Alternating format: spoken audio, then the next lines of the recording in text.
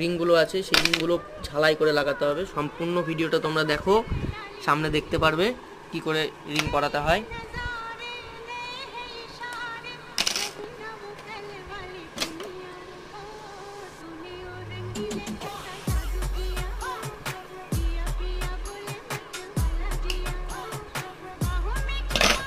আস্তে আস্তে কিন্তু সাইজগুলো চিকন হয়ে আসছে।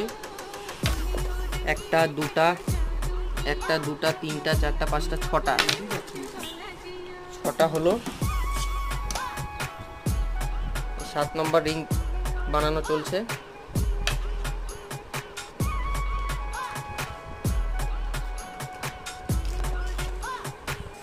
তো আমাদের কিন্তু রিংগুলো এখন গরম করতে হবে।